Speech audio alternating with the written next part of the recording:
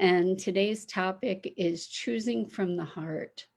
I think that when we try to choose from our logical minds, we often end up convincing ourselves of things that are not in alignment with our heart and soul. And so we're going to talk about what it looks like to really connect with our heart's longing and how that can direct us with clarity and purpose. But before we get started, let's take a minute or two to get present. Let's take a deep breath in through your nose and hold it. And imagine clean, crisp oxygen flooding your lungs, flowing into your bloodstream, nourishing all your cells, all your organs, and bringing vital life energy. And as you exhale, exhale any tension, any stress, negativity, fatigue. And now let's take another deep breath in through your nose and hold it. This time, imagine brilliant bright light lighting you up from the inside out, energizing, electrifying, illuminating, brightening you and all your electrons, your molecules, lighting your cells up. And as you exhale, exhale any negativity, any stress, fatigue. And now let's just gently press our palms together. Softly, softly, softly, rub your fingers against your palms and feel how delicious that sensation is, and allow yourselves to become present right here, right now. Good morning. It's another new week. Boy, it's time seems to be accelerating. I don't know if you're experiencing that or not, but it's moving so quickly for me. Anyway, welcome, welcome. And so today we're going to talk about choosing from the heart. And the reason this topic came up is because I was talking to a new friend. Good morning, Rosalind. Thank you so much for reminding us it's the summer solstice. How wonderful.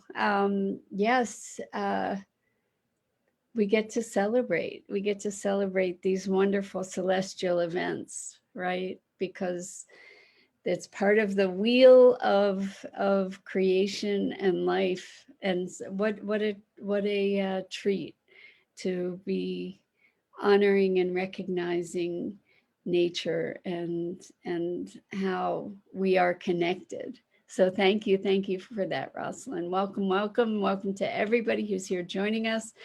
And we're talking about choosing from the heart. So the thing that brought this to mind for me was that I was talking to a new friend, and we were talking about whether or not she wanted to join my coaching program, because I'm starting right now as the beginning of a new cohort. And she decided no. And we were having a conversation. And at one point she said, well, I have some regrets about saying no. I said, well, wait. It's fine with me if you choose yes or if you choose no. Either way is fine with me, as long as you are totally aligned in that decision.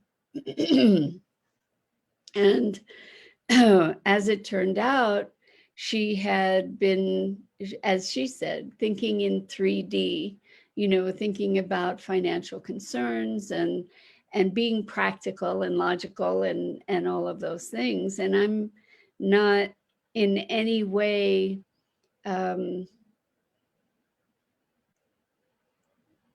disempowering the importance of making logical decisions. And when those decisions aren't in alignment with our hearts, then we often can end up going down a path that is not in our best service.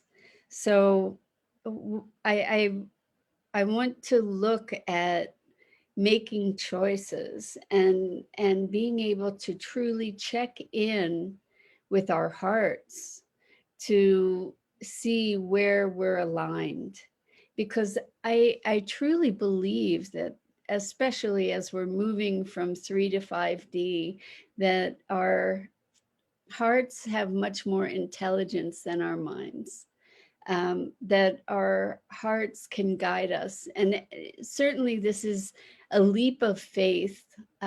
However, as we're moving into greater and greater creatorship in our lives, and allowing the space for magic and miracles, our heart has an attunement to the song of our soul and to what is purely going to serve us. And I'm more inclined to say, and I think it takes some courage too, to follow the callings of our heart, even when it overrides the logic that we might have, or the limitations of our beliefs. So I met a wonderful person. I met a lot of wonderful people at the Joe Dispenza event that I went to.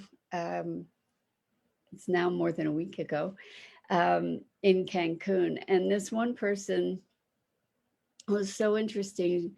They were talking about how they had spent all this time setting up a practice, a medical practice with as a naturopath, and in California, and built this practice, and then was getting on the meditation trail, so to speak, and was doing more and more meditation and having wonderful experiences of connection, and got a message that they were to leave and move out of the city and leave their practice behind. And it was really remarkable and courageous for them to follow that calling from their heart. And it was wonderful to hear her speaking of her experience and how all these doors were opening, even though she didn't really have clarity about what that was going to be. Like, she didn't plan it. She kind of chose to put herself on the wings of destiny, so to speak. And in fact, our very own Terry Angel had a calling to just go on the road, and she's following her heart and following that calling, and it's a beautiful, beautiful thing. And I making decisions from the heart, when our heart is clear and in alignment, when we hear that voice, it's the most compelling voice, it's the most clear voice, I believe that it truly is the voice of our destiny. And I wonder if you've had these moments where it was just like, bam, here's what I need to do. Or when you're facing a decision, to touch in to your heart.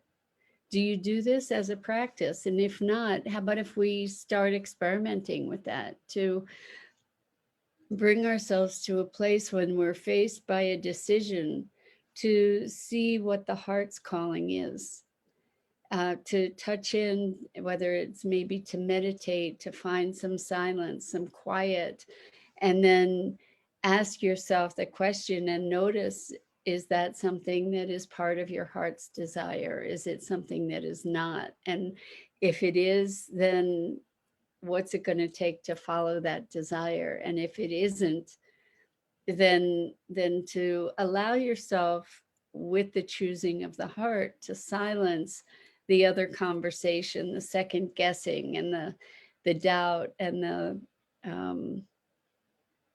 the mitigating. When we can really allow ourselves to have the clarity. The interesting thing is that it's not always logical, it's not always rational or reasonable. And yet it is sort of, in my experience, the door to as I said, magic and miracles. So I'm wondering, how is that for you? Like, have you had these experiences where you have allowed your heart its voice, and perhaps other experiences where you have overridden that that calling, and what's happened as a result? um, we talk about I've talked about honesty, and how in knowing, in getting signals perhaps about people or about circumstances, how being well-meaning, we might often override those signals. And oh, I guess I'm releasing some energy here. um, so we might override those signals, and um, then then end up paying the consequence, because uh, we had a knowing, we had an impulse about something, we had some clarity that we chose to ignore. And this is that same conversation, however, expanded into life direction, and big choices and little choices about uh, which fork in the road to take. So um, we have so many opportunities, and I do believe that things are changing, that the energetic field is changing, that we have more access to it, that um, we do get messages that are worthy of our attention, and that as we find a clearer path to our own knowing, that our lives will end up being more harmonized, harmonious. I actually have known several people who've gotten the message to essentially get on the road, and be in the not knowing. Good morning, Lisa. So good to have you here with us. Thanks for chiming in. So we're talking about deciding from the heart, and presencing ourselves to this greater wisdom that's within us, and also being in alignment when we make decisions. So rather than being with one foot on either side of the fence, to allow ourselves to make decisions and come into alignment with those decisions. And I find that the easiest way to be in alignment is when we're connected with our hearts. And the more we listen to that voice, the more we'll be able to hear it. It's one of those things that practice improves. And as we trust our intuition, as we trust our guidance makes itself more accessible, I think. It was interesting with the Joe Dispenza retreat. One of the things that he spoke about a lot was being worthy to receive the divine. And it was an interesting concept, being worthy. And what does that mean? And the example that he was talking about was really showing up on a daily basis, meditating, reinforcing your commitment to this transformation, to this opening. And I think it's very easy in life to kind of abdicate our responsibility in some way. I'm going to say responsibility by making kind of half-assed decisions, like just going along with the flow rather than making a conscious and deliberate choice.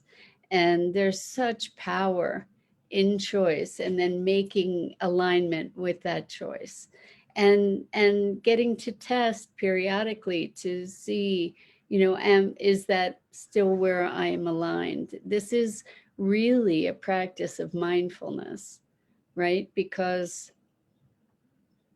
we get to be present to how we're being. Are we being engaged or are we being absent?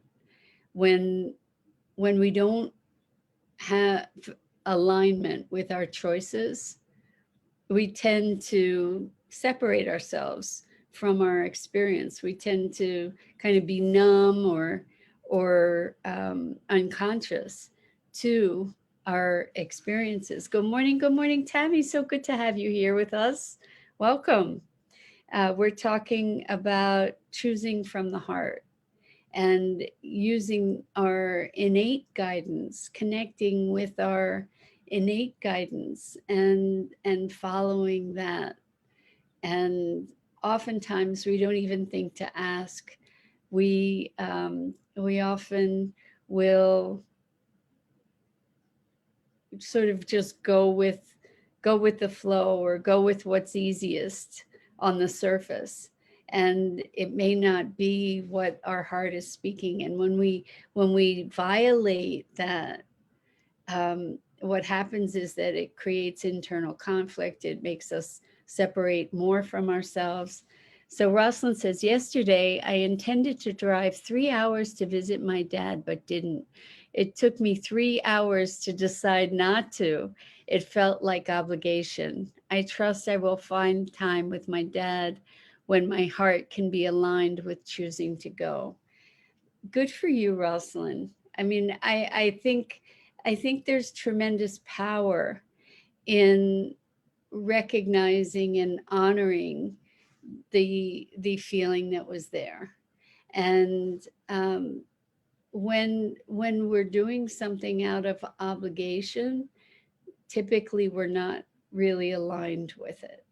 And there may be an obligation that we have the opportunity to align with, but when when we do something, let's not do it begrudgingly. You know, if we're going to choose to do something, let's choose from the heart to say, I'm choosing to take this on. I'm choosing to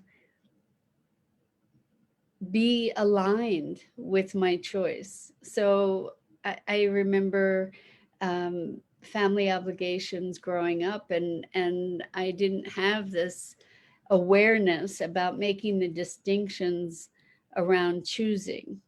And so I would go to these obligations, but then I would go begrudgingly. And that served no one. It didn't serve me, it didn't serve my family. And so being awake and alert to our choices takes courage. And Rosalind, it's interesting, it took you 3 hours to decide not to, but you honored your heart. And that, I think, in honoring our heart and honoring our heart's calling, it is an act that strengthens us, that strengthens our worthiness in a way. You know, I was talking about worthiness to encounter the divine. Um, when we're willing to listen, you know, when we're willing to listen to our hearts and follow their guidance, then we are we are building our worthiness and our ability to trust ourselves and to respect ourselves. And so it's not an idle exercise by any stretch of the imagination. Rosalind says, I was waiting for him to wake up. So um, maybe that was where you were waiting, so that I could gauge his plans, but had intent when we ended up talking. So that's awesome. Well, congratulations, Rosalind, because tuning in, we've talked about honesty. This is about being honest with ourselves and in the world. And welcome, Darlene. So good to have you here. We're talking about choosing from the heart. and where it takes courage sometimes to connect with our our heart song, our soul song, and to listen and honor it. And as we do honor it more and more, then we find greater and greater alignment, and it opens the door for more and more magic. At least that's my experience.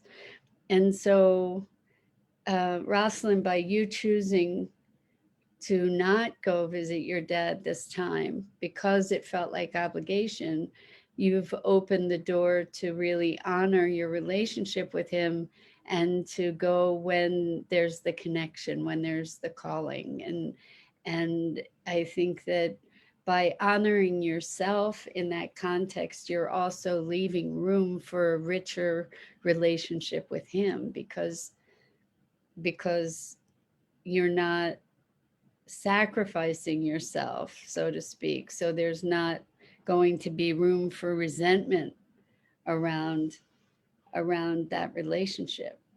And I think by listening to our hearts and honoring our hearts, it gives us space to be in a more authentic relationship, not only with others, but with ourselves as well. I mean, cultivating it, the more that we deny or betray our callings, our inner voice, the less trust we have for ourselves and the less relationship we can actually be in because we're less present.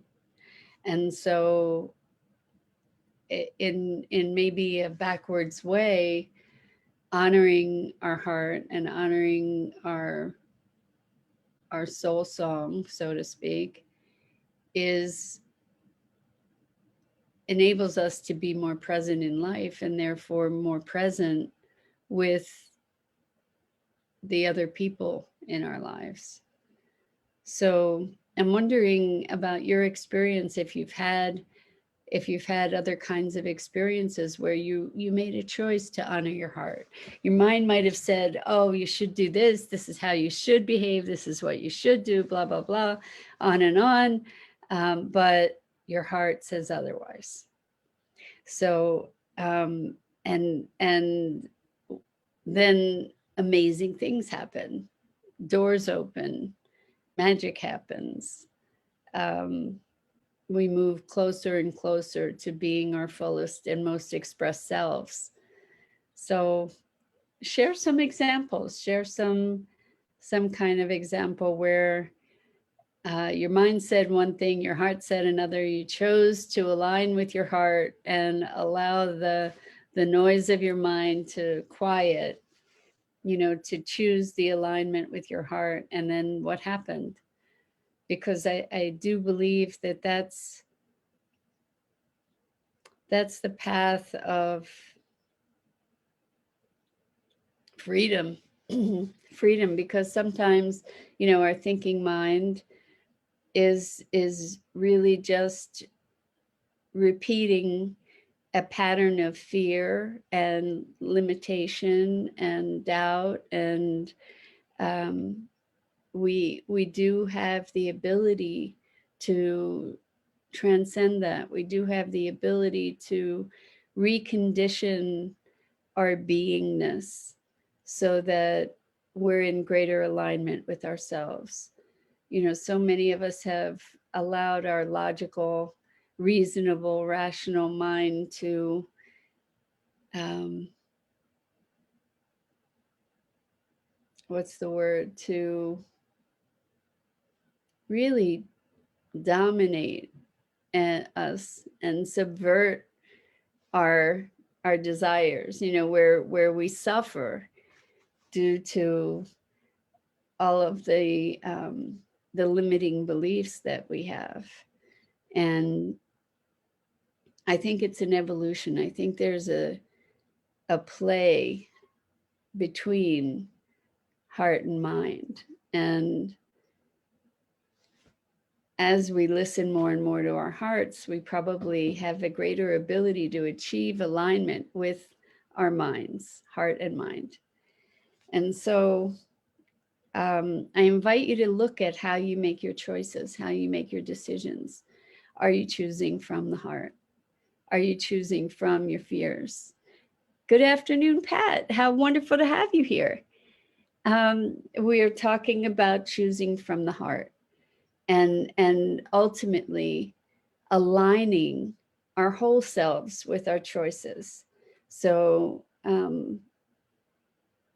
the mind can be a harsh master and not leave us with the fulfillment oftentimes that is available to us if we can step outside and go beyond. So Lisa says, I made a commitment to myself to take leadership in my own life. So I started sending it resumes. Life, and behold, I found a great paying job. Okay, wait. I made a commitment to myself to take leadership in my own life. So I started sending out resumes. Life, and behold, I found a great paying job close to home. This is my third week and my confidence is soaring. Lisa, congratulations, congratulations, congratulations. So you decided to take ownership of your life and leadership, and that sounds like it was a lo and behold, okay, rather than life and behold, got it. So congratulations for listening and the alignment that you had, and look what you created for yourself. So the intention that was a calling from your heart, and congratulations to you for following it. So anyway, please take a look at the decisions you make, look at how you can lead from the heart for yourself. And I think I'm going to call it a day. So I'm Mira Rubin. This is the Core Connection. And I go live here on the Enlightened World Network Facebook page each weekday morning at 9 a.m. Eastern. I so enjoy these times with you and so deeply appreciate your engagement. And Rosalind says we are either projecting or extending, projecting fear or expanding, projecting fear or expanding into love. And what a beautiful, beautiful way to end the day. And let's all choose to expand into love. And with so much love to you, looking forward to seeing you again soon.